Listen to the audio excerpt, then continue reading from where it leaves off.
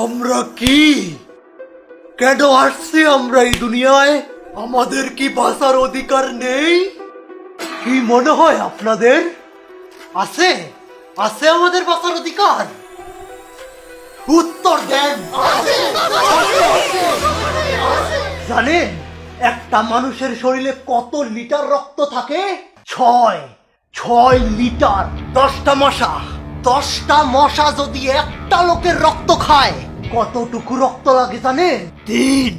তিন ফোঁটা মাত্র।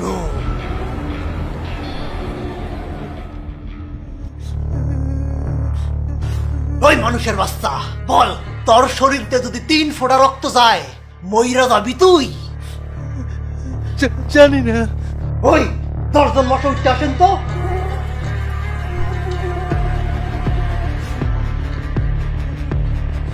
শুরু করেন। এই চুপ ছাড়া মানুষের বাচ্চা।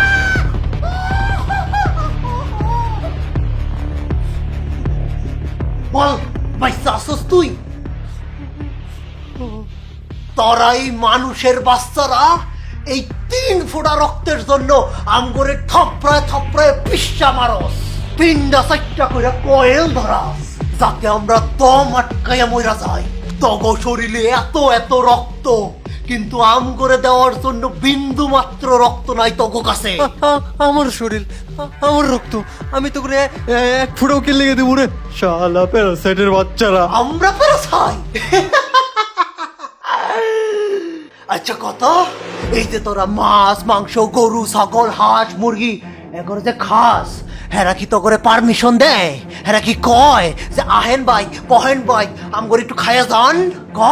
খাস না করে? খাস। খাওয়া কোনো খারাপ জিনিস না, বাঁচতে হলে খাইতে তো হবে। এক জীব আরেক জীবের উপর নির্ভরশীল, এটাই প্রকৃতির নিয়ম। কিন্তু এখন মানুষের বেলায়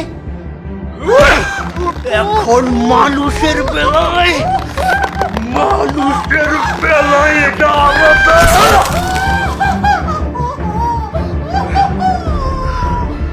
কারণ মানুষ অন্য প্রাণীর শরীর খাইতে পারবে, কিন্তু মানুষের শরীর থেকে 1 ফোঁটা রক্ত, মানুষের শরীর থেকে 1 ফোঁটা রক্তও ধরা যাবে না। বলেন আপনারা, কে ঠিক করে দেয় এসব নিয়ম? থাক ওসব কথা, এখন আমাদের বাঁচার দায়িত্ব, আমাদের ভবিষ্যতের দায়িত্ব আমাদের নিজেদেরকেই নিতে হবে। আর আমাদের বেঁচে থাকার একটাই উপায়, সব মানুষের মৃত্যু। আমাদের এই কাজে সাহায্য করবে আমাদের আফ্রিকা থেকে আগত ভাই আর বোনেরা, ডেঙ্গু মশারা।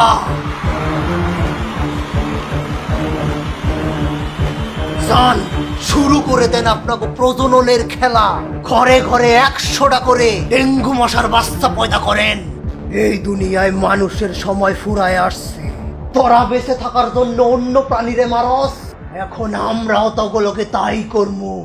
না থাকবে মানুষ, না মরবে কোনো মশা, আর এটাই হবে আমাদের প্রতিশোধ, মশাদের প্রতিশোধ।